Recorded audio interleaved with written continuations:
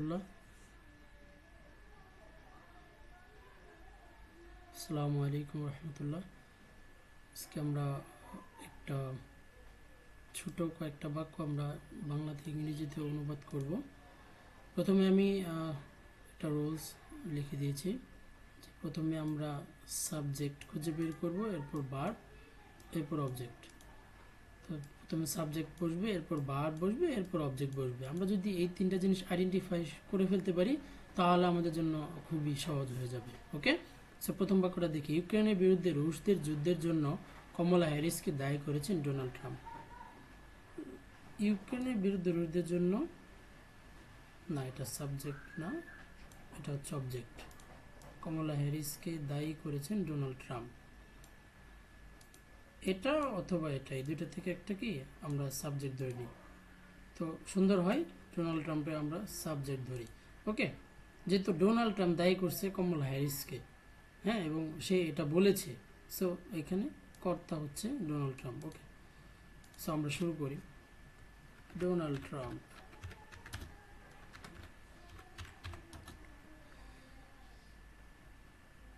ইউক্রেনের বিরুদ্ধে রুশদের যুদ্ধের জন্য, আমরা এটাকে যদি অনুবাদ করি আলাদাভাবে, অবজেক্ট ধরি।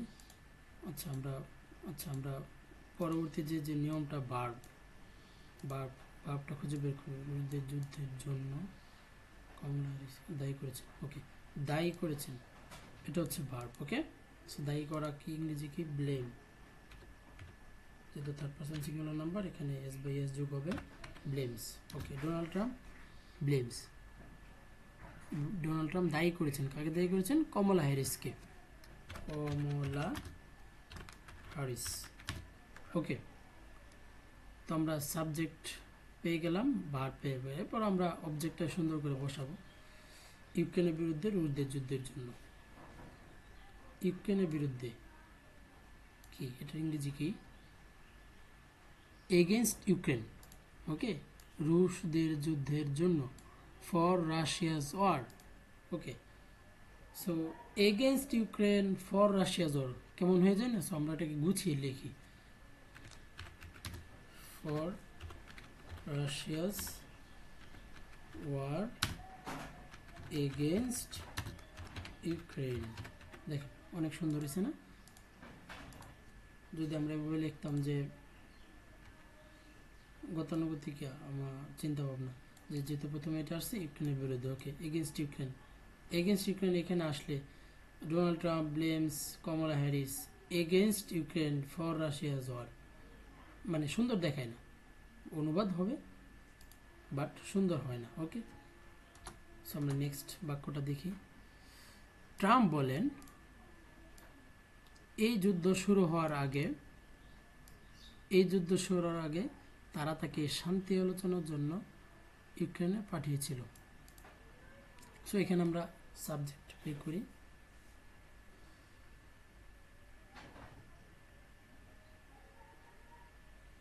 তারা তাকে শান্তি আলোচনার জন্য পাঠিয়েছিল।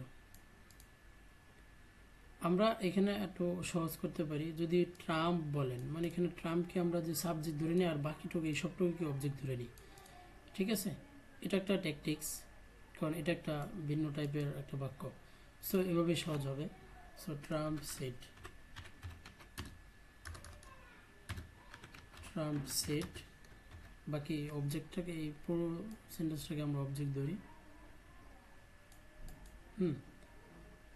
তাহলে কি হবে? এই সেন্টেন্সটাকে আমরা কীভাবে সাজাবো? এই যুদ্ধ শুরু হওয়ার আগে। ওকে, বিফোর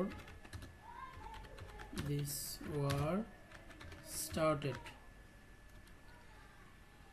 এই যুদ্ধ শুরু হওয়ার আগে তারা তাকে কোথায় পাঠিয়েছিল? ইউক্রেনে পাঠিয়েছিল।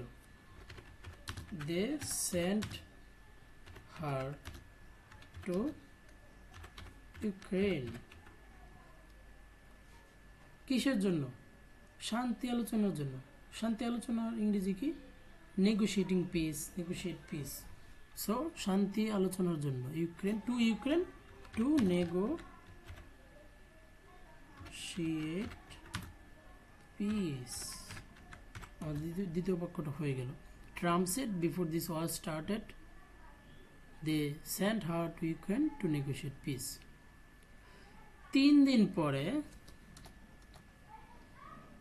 3 days later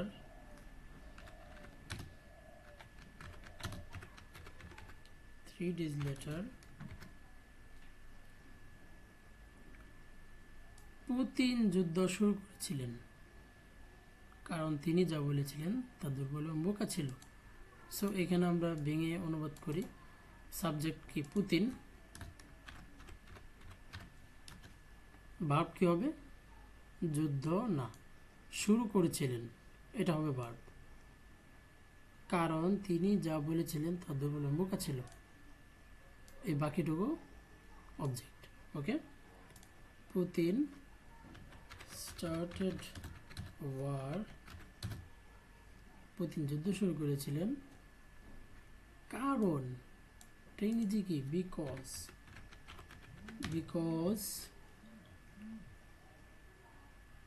তিনি যা বলেছিলেন, হট শি সে তিনি যা বলেছিলেন, হট শি সে তিনি যা বলেছিলেন দুর্বল এবং বোকা ছিল। দুর্বল ইংরেজি কি? উইক। বোকা মানে ফুল অথবা স্টুপিড। এখানে স্টুপিড হবে formal word. What he said was কি? Weak and stupid. ওকে, হয়ে গেল আমাদের 3 নম্বর বাক্যটা। আমি একটু রিক্যাপ করি। ইউক্রেনের বিরুদ্ধে রুশদের যুদ্ধের জন্য কমলা হ্যারিসকে দায়ী করেছেন Donald Trump blames Kamala Harris for Russia's war against Ukraine. Trump said, এই যুদ্ধ শুরু হওয়ার আগে, বিফোর দিস ওয়ার স্টার্টেড, তারা তাকে শান্তি আলোচনার জন্য ইউক্রেনে পাঠিয়েছিল। They sent her to Ukraine to negotiate peace. 3 দিন পরে 3 days later পুতিন যুদ্ধ শুরু করেছিলেন। পুতিন স্টার্টেড ওয়ার কারণ, বিকজ তিনি যা বলেছিলেন তা দুর্বল এবং বোকা ছিল। What she said was weak and stupid. আশা করি বুঝতে পেরেছেন। আপনাদের বোঝার কোনো অসুবিধা হলে কিংবা আমার এই ভিডিও লেসনটাতে কোনো প্রবলেম বা কোনো সংশোধন থাকলে অবশ্যই আপনারা কমেন্টে আমাকে জানাবেন। ইনশাল্লাহ আমি শুধরে নেব এবং আমার জন্য দোয়া করবেন নেক্সট ভিডিওর জন্য। ধন্যবাদ সবাইকে।